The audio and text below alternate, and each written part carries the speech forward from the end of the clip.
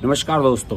देखिए, शिवसेना के दोनों धड़ों में जो मुद्दा चल रहा है चुनाव चिन्ह को लेकर, यानी कि एकनाथ शिंदे कैंप में से और ठाकरे कैंप में से कौन इसका सही मायने में शिवसेना का मालिक है, इसे लेकर जो विवाद हो रहा है, इसमें आज चुनाव आयोग में दोनों ही धड़े अपने रिटन सबमिशन करने जा रहे हैं। आप जिस समय ये वीडियो देख रहे होंगे, हो सकता है कि ये औपचारिकता पूरी भी हो चुकी हो, दोनों पक्ष कर चुके हों, लेकिन इस मामले में एकनाथ शिंदे का जो कैंप है वो मुझे लीड बनाता हुआ नजर आ रहा है। आप सब जानते होंगे कि अंधेरी ईस्ट विधानसभा सीट है जो, वहां पर उपचुनाव होने जा रहा है 3 नवंबर को, और वहां पर जो निवर्तमान यहाँ के विधायक थे, पूर्व विधायक थे जिनका निधन हो गया था, रमेश लटके, उनकी पत्नी ऋतुजा लटके को प्रत्याशी बनाने का ऐलान किया है उद्धव ठाकरे ने, क्योंकि ये शिवसेना के पास सीट थी।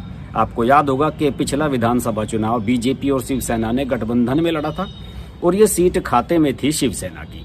तो इस तरीके से यहाँ शिवसेना ने बेसिकली अपना ये दावा किया है कि हम अपने जो विधायक थे रमेश लटके, जिनका निधन हो गया था, उनकी पत्नी को यहाँ से हम टिकट देने जा रहे हैं। और उद्धव ठाकरे का जो कैंप है उसको सपोर्ट मिली है पीछे से एनसीपी और कांग्रेस की भी। एनसीपी और कांग्रेस ने भी कहा है कि हम आपके प्रत्याशी को सपोर्ट करेंगे।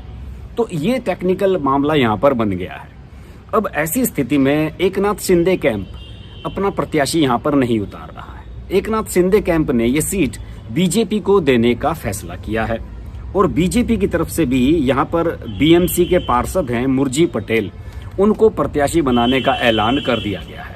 लेकिन अब इस पूरे प्रकरण में दोस्तों सबसे टेक्निकल बात यही आ रही है कि जो चुनाव चिन्ह है उस पर अभी फैसला हुआ नहीं, कि जो चुनाव चिन्ह है शिवसेना का धनुष बाण वाला, उस पर अभी निर्णय हुआ नहीं है। अभी दोनों की तरफ से सुनवाई चुनाव आयोग में शुरू भी नहीं हुई है और उसी से पहले 3 नवंबर को ये चुनाव होने जा रहा है। पता नहीं तब तक फैसला होगा या नहीं। इस पूरे मुद्दे को लेकर अब एक नई तरह की बातें सामने आई है। नया मामला ये सामने आया है कि अगर चुनाव आयोग 3 नवंबर से पहले इस पर फैसला नहीं होता है तो चुनाव चिन्ह को फ्रीज किया जा सकता है और दोनों ही धड़ों से कहा जा सकता है कि अगर आप यहाँ चुनाव लड़ना चाहते हैं तो आप दोनों कोई नया सिंबल ले लें। ऐसे में ये भी चर्चा है कि हो सकता है कि उद्धव ठाकरे का जो कैंप है वो जो हनुमान जी की गदा होती है उसको चुनाव चिन्ह अपना बना सकता है। और ठाकरे के अलावा अगर यहाँ पर किसी चुनाव में जरूरत है चुनाव चिन्ह की शिंदे कैंप को, तो शिंदे कैंप ने भी बताया जाता है कि जो तलवार होती है उसको उन्होंने अपना चुनाव चिन्ह चुनने का एक मन बना लिया है। लेकिन ये चीजें उस समय की हैं दोस्तों जिस समय चुनाव होगा बीएमसी का। बीएमसी के चुनाव में दोनों पार्टी हो सकता है कि चुनाव चिन्ह फ्रीज हो जाने के बाद अलग अलग चुनाव चिन्ह अपना इस्तेमाल करें। शिंदे का कैंप शायद इस्तेमाल करे अपना तलवार वाला, क्योंकि उन्होंने दशहरा की जो रैली अभी हुई थी उसमें एक 52 फुट लंबी तलवार का प्रदर्शन किया था और उद्धव ठाकरे अक्सर गदा लहराते हुए नजर आते हैं, तो हो सकता है कि वो हनुमान जी की गदा का ऑप्शनल चुनाव चिन्ह ले ले। लेकिन अगर चुनाव चिन्ह फ्रीज भी होता है तो इसे एकनाथ शिंदे कैंप की सफलता माना जाएगा और इस बात से उद्धव ठाकरे कैंप में खलबली मची हुई है। एकनाथ शिंदे को बढ़त इसलिए भी मिलती हुई नजर आ रही है क्योंकि एकनाथ शिंदे कैंप ने अब तक 1.5 लाख शपथ पत्र एफिडेविट अपनी तरफ से सबमिशन में दे दिए हैं चुनाव आयोग को। ये तमाम जनप्रतिनिधियों के हैं, उनके जिला अध्यक्षों के, विधायकों के, सांसदों के, जीते हुए पार्षदों के, जो भी एकनाथ शिंदे कैंप के साथ जुड़ चुके हैं। और एकनाथ शिंदे कैंप का ये कहना है कि भाई हमने जब 1.5 लाख शपथ पत्र आपको दिए हैं चुनाव आयोग को, तो प्रथम दृष्टया हमारी जो पहचान है वो इसमें बड़ी बनती हुई नजर आ रही है और आपको हमारे समर्थन में फैसला देना चाहिए।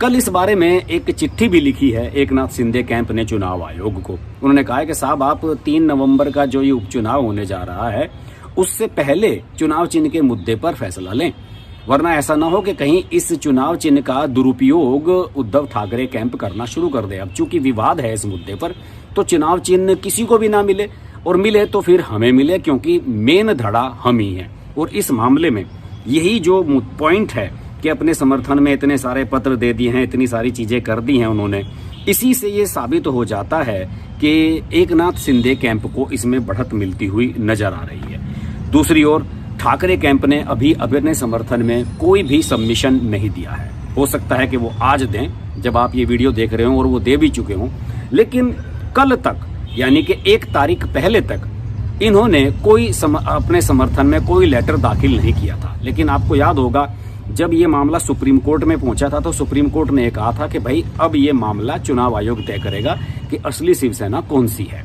तो और चुनाव आयोग के सूत्रों का ये भी कहना है कि हम इस आधार पर ये तय करेंगे कि किसके पास संख्या बल ज्यादा है, यानी कि किसके विधायक ज्यादा हैं, किसके समर्थन में सांसद ज्यादा हैं। यही एक आधार चुनाव आयोग के सामने हो सकता है। तो इसमें बढ़त बनती हुई एकनाथ शिंदे को नजर आ रही है।